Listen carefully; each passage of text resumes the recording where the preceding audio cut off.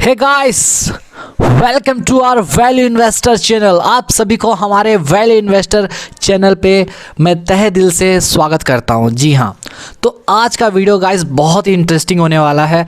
आज हम इस वीडियो में ऐसे टॉपिक को कवर करेंगे और ऐसे थीम के बारे में डिस्कशन करेंगे जो कि आने वाला फ्यूचर वही थीम का है। जी हाँ, और उस थीम से रिलेटेड कौन से स्टॉक्स हैं जो कि आपको आने वाले टाइम में करोड़पति बनाने का पोटेंशियल रखते हैं और अच्छा रिटर्न दे सकते हैं, हम वो स्टॉक्स के बारे में भी बात करेंगे। अगर आप चाहते हैं कि फ्यूचर में आपको इसी तरीके का वीडियो मिलता रहे तो आप हमारे चैनल को ज़रूर लाइक कीजिए, शेयर कीजिए और सब्सक्राइब कीजिए। ओके, और आपके लिए डिस्क्लेमर, और आज का वीडियो हम स्टार्ट करते हैं। ठीक है, तो आज का जो थीम होने वाला है गाइस वो होने वाला है प्लेटफॉर्म बेस्ड बिजनेस मॉडल पे। क्या? प्लेटफॉर्म बेस्ड बिजनेस मॉडल पे। ठीक है सर, ये क्या होता है वो तो बताइए। गाइस देखो, बात ये है कि जो प्लेटफॉर्म बेस्ड बिजनेस मॉडल जो है आज के टाइम में बहुत चल रही है। जी हाँ, और ये क्या होती है इसको समझने से पहले हमको दूसरा चीज़ समझना पड़ेगा। सर क्या समझना पड़ेगा? हमको ये समझना पड़ेगा कि ट्रेडिशनल बिजनेस मॉडल या फिर लीनियर बिजनेस मॉडल क्या होता है। ओके, तो सबसे पहली बात, ट्रेडिशनल बिजनेस मॉडल या फिर लीनियर बिजनेस मॉडल दोनों नाम सेम है। ओके, हमको वो समझना पड़ेगा। ठीक है सर, ये क्या होता है वो बताइए। ये एक्चुअली होता ये है कि आज के जितने भी बिजनेस मॉडल हैं यही ट्रेडिशनल बिजनेस मॉडल पे ही बेस्ड हैं। अगर आप देखें तो क्या होता है, सामान का प्रोडक्शन पहले होता है, फिर उसका डिस्ट्रीब्यूशन होता है, डिस्ट्रीब्यूशन के बाद उसका मार्केटिंग होता है, और मार्केटिंग होने के बाद वो कंज्यूमर तक पहुंचता है ना। ये है ट्रेडिशनल बिजनेस मॉडल बोलते हो या फिर लीनियर बिजनेस मॉडल आप कह सकते हो, है ना। ओके, अगर मैं वही बोलूं कि दूसरे एंगल से, कंज्यूमर क्या करता है, प्रोडक्ट को खरीदता है किससे? बिजनेस से। ओके, तो ये है एक ट्रेडिशनल बिजनेस मॉडल जो कि लगभग आप सभी के पेरेंट्स जो भी, मतलब आप खुद या फिर आपके पेरेंट्स जो बिजनेस कर रहे हैं वो कहीं ना कहीं ट्रेडिशनल बिजनेस मॉडल पे ही काम करते हैं, है ना। तो ये है ट्रेडिशनल बिजनेस मॉडल। तो sir platform based business model क्या है वो बताइए। बताते हैं गाइस क्या होता है। तो लीनियर बिजनेस मॉडल जो था, जो ट्रेडिशनल बिजनेस मॉडल्स था, उसका एग्जांपल्स अगर इंटरनेशनल लेवल पे देखें तो ये सारे हैं। नेटफ्लिक्स हो गया, फोर्ड हो गया, ये सब क्या हैं, तुम्हारे लीनियर बेस्ड बिजनेस मॉडल के एग्जांपल है। अगर हम लोग लोकल एग्जांपल लें तो टाटा मोटर्स हो गया, या फिर आपके पेरेंट्स जो भी काम करते हैं वो ट्रेडिशनल बेस्ड बिजनेस मॉडल पे ही होता है। ओके, अब नेक्स्ट आते हैं कि भैया ठीक है, तो बताइए प्लेटफॉर्म बेस्ड बिजनेस मॉडल क्या है जो कि आने वाला फ्यूचर इसी का है, आप कह रहे हो। जी हाँ, प्लेटफॉर्म बेस्ड बिजनेस मॉडल क्या है? प्लेटफॉर्म बेस्ड बिजनेस मॉडल क्या है समझने के लिए आप उनका डेफिनेशन देखिए एक बार। डेफिनेशन क्या है? A business model that creates value by facilitating exchanges between two or more independent groups, usually consumer and the producer। मतलब अगर प्लेटफॉर्म बेस्ड बिजनेस मॉडल एक ऐसा बिजनेस मॉडल है जहाँ पर बायर और सेलर एक प्लेटफॉर्म के ज़रिए क्या करते हैं, अपने ट्रांजैक्शन को एग्जीक्यूट करते हैं और वैल्यू क्रिएट करते हैं। जी हाँ, मतलब सर, मतलब ये देखो, प्रोड्यूसर और कंज्यूमर आपस में क्या कर रहे हैं, बिजनेस कर रहे हैं, और बीच में कौन आ रहा है? प्लेटफॉर्म आ रहा है। प्लेटफॉर्म यानी कौन? जो ऑनर हो सकता है या फिर प्रोवाइडर होता है। समझ में आ रहा है? तो प्रोड्यूसर और कंज्यूमर के बीच कौन आ गया? प्लेटफॉर्म आ गया। तो इसी को बोला जाता है प्लेटफॉर्म बेस्ड बिजनेस मॉडल। मतलब जो प्रोड्यूसर है यानी जो मैन्युफैक्चरर है, ओके, जो सामान का जो मालिक है, ओके, वो क्या कर रहा है, अपने सामान को एक प्लेटफॉर्म के ज़रिए कंज्यूमर तक पहुंचा रहा है। और यही मॉडल पे बहुत सारे कंपनीज आज के डेट में एमर्ज हो रहे हैं और फ्यूचर भी इन्हीं का है। ठीक है, तो यही है प्लेटफॉर्म बेस्ड बिजनेस मॉडल, जहाँ पर आप क्या करते हो, आप अपने सप्लाई चेन को फॉलो नहीं करते हो। आप क्या करते हो, आई मीन प्रोड्यूसर और कंज्यूमर आपस में इंटरेक्शन करते हैं एक प्लेटफॉर्म के ज़रिए। ठीक है सर, आगे बताइए। तो अगर मैं प्लेटफॉर्म बेस्ड बिजनेस मॉडल का बात करूँ गाइज, इसमें बेसिकली मैं आज बात करने वाला हूँ दो कैटेगरी के बारे में। मतलब प्लेटफॉर्म बेस्ड बिजनेस मॉडल में भी दो कैटेगरी हैं। ओके सर, ठीक है। एक होता है market place business model. Sir इसका मतलब क्या होता है? इसका मतलब देखो, इस पिक्चर को देख के आपको समझ में आ रहा होगा क्या होता है सर। मतलब देखो, यहाँ पर क्या हो रहा है, जो सेलर है और जो बायर है वो आपस में ट्रांजैक्शन कर रहे हैं। सेलर अपना सामान बेच रहा है किसको? बायर को किस प्लेटफॉर्म के ज़रिए, ऑनलाइन मार्केट प्लेस के ज़रिए। और ऑनलाइन मार्केट प्लेस का जो ऑनर है वो क्या करता है, बदले में सेलर से कमीशन चार्ज करता है। जी हाँ, ठीक है। मतलब सर, मतलब ये अगर आप देखो इस बिजनेस मॉडल का एक खासियत यह है कि यहाँ पर जो ये ऑनलाइन मार्केट प्लेस जो है वो बेसिकली क्या होता है, वो बेसिकली होता है आपका ई कॉमर्स वेबसाइट। जी हाँ, ई कॉमर्स वेबसाइट। यहाँ पर सेलर क्या करता है, अपने सामान को लिस्ट करता है ऑनलाइन मार्केट प्लेस पर, यानी ई कॉमर्स वेबसाइट पर। और ई कॉमर्स वेबसाइट पर जैसे ही लिस्ट हो गया, बायर को जो सामान चाहिए वो ऑर्डर प्लेस करेगा और वो सामान बायर के पास पहुँच जाएगा। बदले में ऑनर क्या करेगा, कौन ऑनर, जो मार्केट प्लेस का जो ऑनर है वो सेलर से कमीशन चार्ज करेगा। बट इस बिजनेस मॉडल का एक इम्पॉर्टेंट बात यह है कि जो मार्केट प्लेस का ऑनर है वो क्या करता है, वो अपने ब्रांड का नाम इसमें यूज़ नहीं करता। मतलब यहाँ पर जो सेलर का जो ब्रांड है वही ब्रांड के नाम से सामान बिकता है, बायर के पास वही ब्रांड से जाता है। अगर आप देखें यहाँ पर कुछ राइटअप दिया गया, अगर देखें तो क्या लिखा है, आप पढ़ते हैं।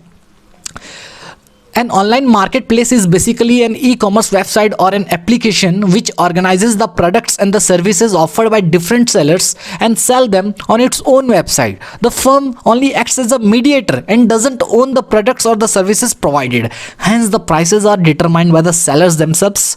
Marketplace only charges a commission as it provides the sellers with the platform with a huge network to sell. Examples of online marketplace are Amazon, Flipkart, etc.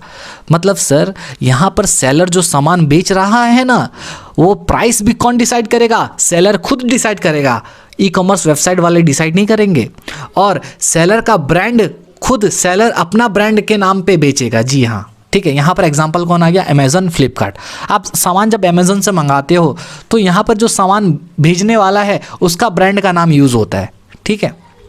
बदले में अमेज़न क्या करता है, सेलर से कमीशन चार्ज करता है। और seller जो अपना प्रोडक्ट का प्राइस खुद फिक्स करता है, ना कि अमेज़न फिक्स करता है। ओके सर, समझ में आ गया।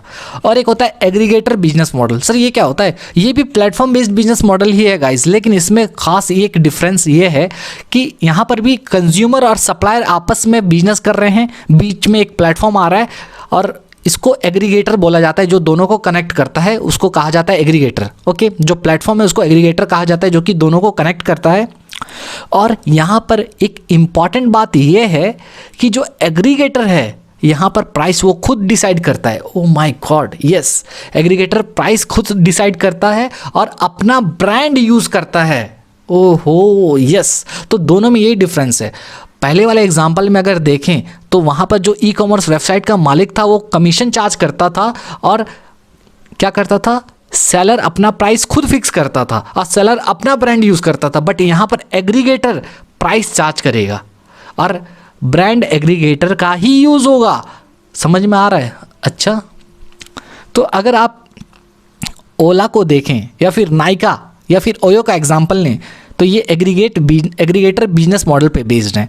मतलब ओला का, अगर ओयो का मैं एग्जांपल दूं, जैसे ओयो का एग्जांपल दूं, अगर ओयो के केस में क्या होता है गाइस, ओयो क्या किया है, जितने भी होटल्स वालों को अपना पार्टनर बना लिया है और होटल्स को अपना ब्रांड के नाम से वो सर्विस देता है जो रहने आते हैं। ओके, तो यहाँ पर और प्राइस होटल्स का क्या रहेगा, डिसाइड कौन करता है, ओयो खुद डिसाइड करता है। ठीक है, तो यहाँ पर देखो राइटअप क्या लिखा गया है, the aggregator business model usually involves organising and unorganised and populated sectors like hotels, taxis etcetera and providing their service under a standard brand name.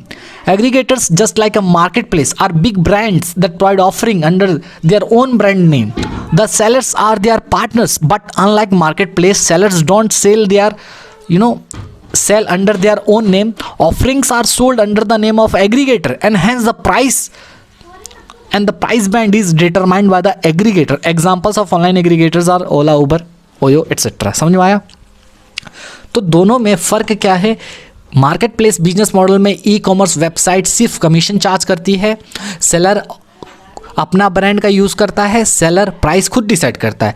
Aggregator business model पे एग्रीगेटर अपना ब्रांड का नाम use करता है और price भी aggregator खुद decide करता है, सप्लायर को अपना मार्केट पार्टनर बना लेता है. तो ये था मेन डिफरेंस. तो यही थीम पे बहुत सारे कंपनीज़ हैं जो कि फ्यूचर उन्हीं का है। जी हाँ, जितने भी कंपनीज है, अगर आप देखें ट्रेडिशनल बिजनेस पे जो कंपनीज थी उनका उतना, अब दोनों में फ़र्क क्या है मैं आगे बताता हूँ। तो ठीक है सर, आपने बता दिया कि लीनियर बेस्ड बिजनेस मॉडल क्या होता है, प्लेटफॉर्म बेस्ड बिजनेस मॉडल क्या होता है, और प्लेटफॉर्म में भी आपने दो चीज़ बताया, एक मार्केट प्लेस बिजनेस मॉडल और दूसरा आपने बताया कि एग्रीगेटर बिजनेस मॉडल। ठीक है सर, तो आप ये क्यों बता रहे हो? मैं इसलिए बता रहा हूँ क्योंकि प्लेटफॉर्म बेस्ड बिजनेस मॉडल में क्या होता है, प्रोड्यूसर और कंज्यूमर आपस में इंटरेक्शन करते हैं एक प्लेटफॉर्म के ज़रिए। और ये इसलिए बता रहा हूँ क्योंकि आने वाला टाइम में ये सारा चीज़ हो सकता है, मतलब इसका ये सब, क्योंकि ये सारे पॉइंट्स जो हैं आपका प्लेटफॉर्म बेस्ड बिजनेस मॉडल को सपोर्ट करता है। अगर आप देखें 21st सेंचुरी में एक कंपनी कितनी बड़ी है वो मैटर नहीं करता, कंपनी कितने लोगों को कनेक्ट कर सकती है, कितना वैल्यू क्रिएट कर सकती है वो डिपेंड करता है। और वो जो है वो कौन कर सकता है, प्लेटफॉर्म बेस्ड बिजनेस मॉडल ही कर सकता है। दूसरी बात अगर करें, जो टॉप 5 कंपनीज़ हैं मार्केट कैप के हिसाब से, सभी प्लेटफॉर्म बेस्ड बिजनेस मॉडल हैं। अगर आप देखेंगे टॉप 5 कंपनीज़, मतलब मैं वर्ल्ड वाइड बता रहा हूँ, तो टॉप 5 कंपनीज़ अगर देखेंगे तो मार्केट कैप के हिसाब से सब प्लेटफॉर्म बेस्ड बिजनेस मॉडल पे ही हैं। नेक्स्ट, जो आने वाला टाइम जो है वो सिर्फ प्लेटफॉर्म बेस्ड बिजनेस मॉडल का ही है। ओके, इसके अलावा जो इन्वेस्टर्स लोग हैं वो प्लेटफॉर्म बेस्ड बिजनेस मॉडल्स को ज़्यादा इंपॉर्टेंस देते हैं as compare to the linear based business model को। समझ में आया? ओके, ठीक है सर। तो ये सारे कुछ पॉइंट्स हैं जो कि प्लेटफॉर्म बेस्ड बिजनेस मॉडल को सपोर्ट करते हैं। इसके अलावा guys linear versus platform based business model में क्या डिफरेंस है आपको पता चल गया होगा।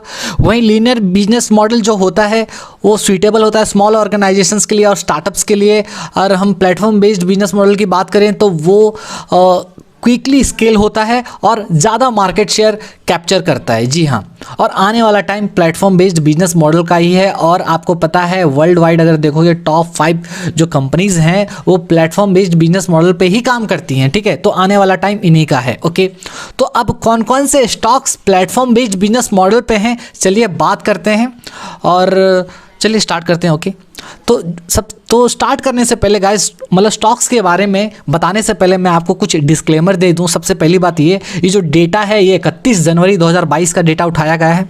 दूसरी बात, जो मैं स्टॉक्स के बारे में बात करने वाला हूं वो stocks platform based business model पे भी हैं और इंटरनेट टेक्नोलॉजी कंपनी पे भी बेस्ड हैं। ओके, अच्छा, तीसरी बात ये कि उनमें से कुछ कंपनीज जो हैं अभी स्टार्टिंग में लॉस कर रही हैं, तो आपको उसको देखना नहीं है। मैं बस स्टॉक्स के नाम बताने वाला हूं और फिनेंशियल्स इसका हम लोग डिस्कस करेंगे दूसरे वीडियो में, क्योंकि अगर मैं सारा डिटेल्स आपको बताने लग गया तो ये वीडियो काफ़ी लंबा हो जाएगा, जो कि मैं नहीं चाहता। ओके, और आपके लिए भी ये बोरिंग हो सकता है। तो चलिए स्टार्ट करते हैं। कौन से कंपनीज़ हैं जो कि ये प्लेटफॉर्म बेस्ड बिजनेस मॉडल पर काम करती हैं और आने वाला टाइम इन्हीं का है। जी हाँ, और इन्हीं में से कुछ स्टॉक्स अगर चल गए तो आपको करोड़पति बना देंगे, मैं इतना आपको गारंटी दे सकता हूं। जी हाँ, तो चलिए, तो सबसे पहला स्टॉक है गाइस वो है IRCTC। इसका मार्केट कैप है 67,568 करोड़ का और इसने अपने इन्वेस्टर्स लोगों को पिछले 1 सालों में 190% का रिटर्न दिया है। जी हाँ, लार्ज कैप कंपनीज हैं और IRCTC के बारे में आपको पता ही होगा, जब भी आप टिकट बुकिंग करते हो रेलवे का, ओके, इनका मोनोपोली बिजनेस है। ओके, यहाँ तक कि रेलवे में जो फूड सर्विस देते हैं इन्हीं का है, वाटर वगैरह सारा। ओके, इनका मोनोपोली बिजनेस है IRCTC। और आने वाले टाइम में गाइस मेरा कन्विक्शन स्ट्रांग है कि ये अच्छा मल्टी बैगर साबित हो सकता है। ठीक है, दूसरी कंपनी जो है इसी प्लेटफॉर्म बेस्ड बिजनेस पे जो है वो है आपका प्यारा दुलारा CDSL। जी हाँ, जिसका मार्केट कैप कौन है 15,662 करोड़ का मार्केट कैप है। ओके, और इसने पिछले 1 सालों में अपने इन्वेस्टर्स लोगों को 206% का रिटर्न दिया है। जी हाँ, 206% का रिटर्न दिया है। तो CDSL क्या करती है गाइस, CDSL अगर देखोगे आप जो ट्रेडिंग वगैरह करते हो तो स्टॉक्स रहता कहाँ है, CDSL के पास रहता है। यहाँ तक कि CDSL जो ई-वोटिंग वगैरह सारा चीज़ CDSL कराती है। ओके, तो ये एक ऐसा कंपनी है जो कि जब तक स्टॉक मार्केट है तब तक CDSL। ओके, नेक्स्ट बात करें जो 3 नंबर में जो कंपनी है उसका नाम है BSE। जी हाँ, और इसका मार्केट कैप 8,870 करोड़ का मार्केट कैप है। और इसने पिछले 1 सालों में अपने इन्वेस्टर्स लोगों को 228% का रिटर्न दिया है। ओके, 228% का, समझ में आ रहा है? तो 1 लाख को इसने 3 लाख बना दिया। 2 लाख रिटर्न, 1 लाख जो इन्वेस्ट किए थे तो 3 लाख बना दिया। समझ में आ रहा है? ओके। बीएसई क्या करती है? आपको पता है कि जो भी कंपनी लिस्ट होती है या फिर बीएसई में लिस्ट होती है या फिर एनएसई में लिस्ट होती है। ओके, तो जब तक स्टॉक मार्केट है तब तक बीएसई है, जब तक स्टॉक मार्केट है तब तक सीडीएसएल है। तो इनका मोनोपोली बिजनेस है, कह सकते हो। ओके, फोर्थ नंबर पे जो स्टॉक है गाइस वो है IEX, इंडियन एनर्जी एक्सचेंज। जी हाँ, ओके।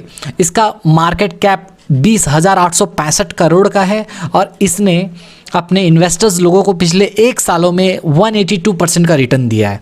IEX की बात करें तो IEX क्या करती है गाइस? ये जो एनर्जी, देखो सबसे पहली बात, स्टॉक एक्सचेंज में क्या होता है? स्टॉक्स का ट्रेडिंग करते हो आप, स्टॉक्स को खरीदते हो और बेचते हो।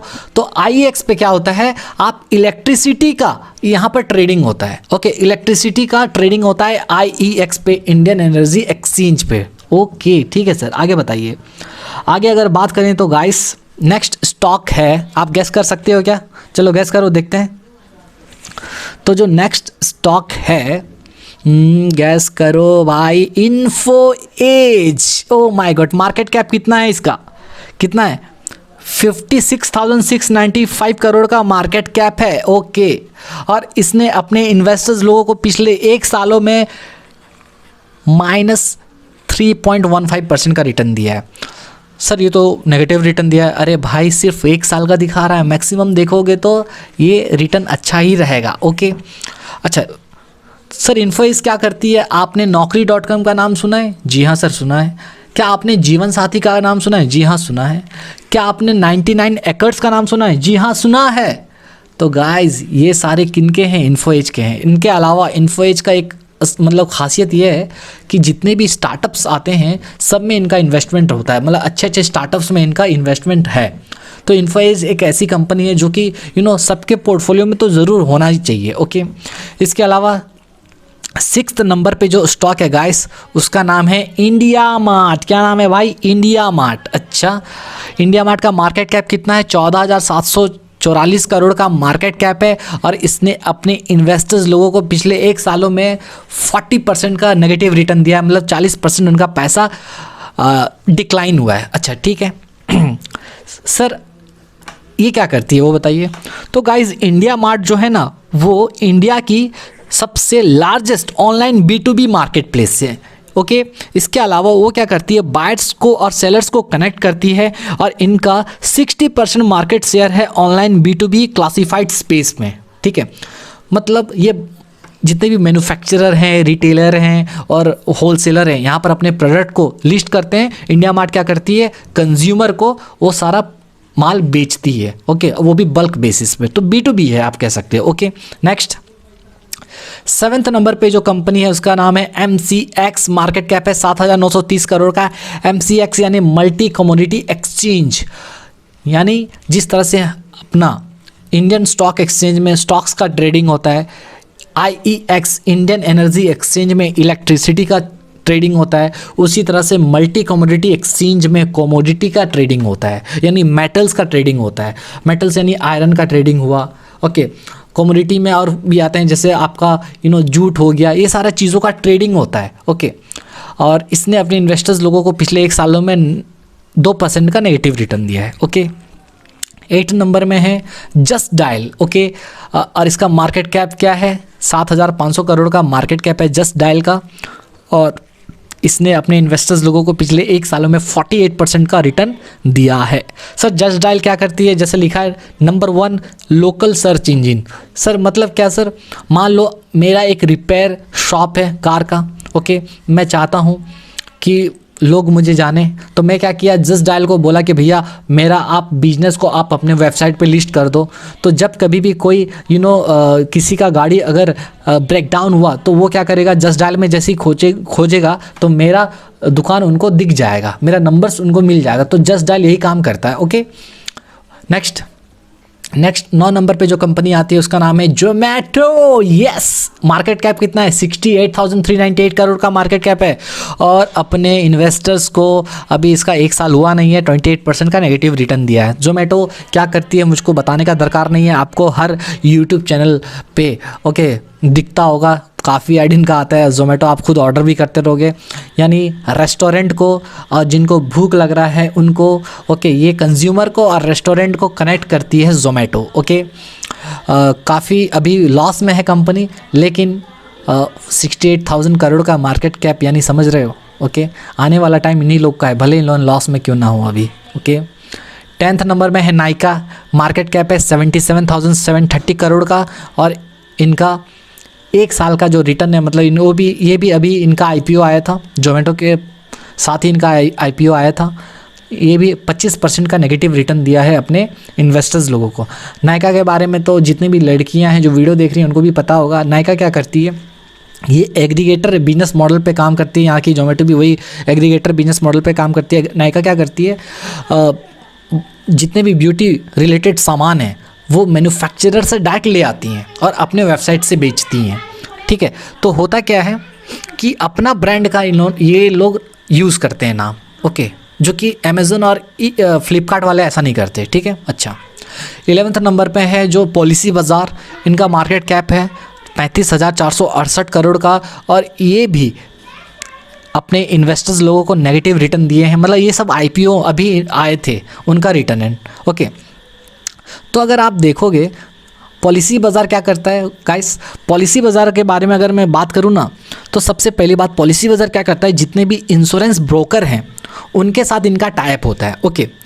और उनके साथ इनका टाइप होता है, तो अगर आप पॉलिसी बाज़ार का वेबसाइट यूज़ करोगे तो आपको क्या मिलेगा, बहुत सारा इन्फॉर्मेशन मिलेगा पॉलिसी से रिलेटेड, यानी पॉलिसी का प्राइस क्या है, पॉलिसी का बेनिफिट क्या है, इंश्योरेंस कवरेज कितना है ओके। तो आप क्या कर सकते हो, अलग अलग पॉलिसीज़ को कंपेयर कर सकते हो, तो ये एक इन्फॉर्मेशन आपको प्रोवाइड करता है पॉलिसी बाज़ार, समझ में आ रहा है ओके। नेक्स्ट है 12th नंबर में कार ट्रेड टेक ओके, और इनका मार्केट कैप है सिर्फ 3,039 करोड़ का और इसने भी अपने इन्वेस्टर्स लोगों को नेगेटिव रिटर्न दिया है, 56% का नेगेटिव रिटर्न, ठीक है सर। ये क्या करता है, कार ट्रेड टेक जो है गाइस, ये एक ऑटोमोटिव पोर्टल है कार का ओके। यहाँ पर क्या होता है कि कस्टमर्स क्या करते हैं ना, इस वेबसाइट का यूज़ करके, इनके वेबसाइट का यूज़ करके वो अपने नए या पुराने कार को बेच सकते हैं या फिर ख़रीद सकते हैं ओके। यहाँ तक कि अगर आपको मान लो नया कार ख़रीदना है, आपको कार के बारे में डिटेल्स जानना है, आप इनके वेबसाइट पे जाइए, जैसे कार वाले, बाइक वाले, वहाँ पर जाइए, आप सर्च कीजिए, आपको सारा डिटेल्स मिलेगा, हर एक एंगल में पिक्चर मिलेगा, सारा चीज़ आपको मिलेगा। मैं तो खुद पर्सनली यूज़ किया हूँ मैं ये इनका फ़ीचर, मुझे तो काफ़ी अच्छा लगा और मुझे लगता है आने वाला टाइम गाइस यही प्लेटफॉर्म बेस्ड बिजनेस मॉडल का ही, भले ही ये लोग अभी लॉस में क्यों ना हो, लेकिन बिजनेस इन्हीं का है ओके। नेक्स्ट 13 नंबर पे जो कंपनी आती है उसका नाम है मैट्रिमोनी.com और मार्केट कैप है 1872 करोड़ का और इन्होंने भी पिछले 1 साल में 0.93% का नेगेटिव रिटर्न दिया है, जी हाँ ओके। अगर मैट्रिमोनी क्या है सर मैट्रिमोनी.com जो है वो क्या करती है, दुल्हा को दुल्हन से मिलाती है, मतलब मैच मेकिंग एक वेबसाइट है, ई कॉमर्स एक वेबसाइट है ओके, जो क्या करती है, अगर किसी को रिश्ता चाहिए तो वहाँ पर वो सर्च करते हैं, अपने पार्टनर्स को सर्च कर सकते हैं और उनका शादी हो सकता है ओके। तो मैट्रिमोनी.com का वही काम है। 14th नंबर में जो है उनका नाम है न्यूरेका के कौन नहीं जानता भाई, बताओ मेरे को। न्यूरेका मार्केट कैप है 1761 करोड़ का और इनका 1 साल का रिटर्न है 172% का, ओ माय गॉड।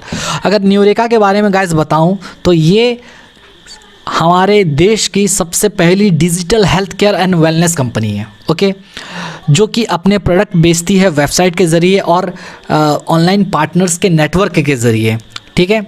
तो इनका टाइप हुआ है बहुत सारे ओमनी चैनल इलेक्ट्रॉनिक्स रिटेलर के साथ ओके, जो कि health care related product online ये लोग बेचते हैं, ठीक है। इसके अलावा 15th नंबर में जो कंपनी है उसका नाम है ईज़ माई ट्रिप ओके, मार्केट कैप है 5,843 करोड़ का और इसने अपने 1 सालों में इन्वेस्टर्स लोगों को 158% का रिटर्न दिया है। तो सर ईज़ माई ट्रिप क्या करता है, ईज़ माई ट्रिप करता है गाइस,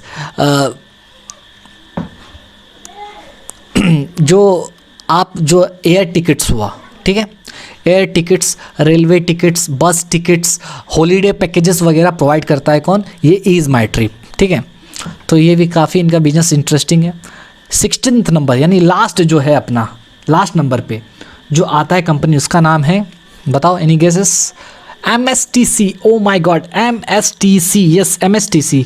इसका फुल फॉर्म क्या है गाइस? MSTC का metal scrap trade corporation limited. क्या? Metal scrap trade corporation limited. ये गवर्नमेंट ओन्ड कंपनी है, ओके, सारा स्टेक गवर्नमेंट के पास है।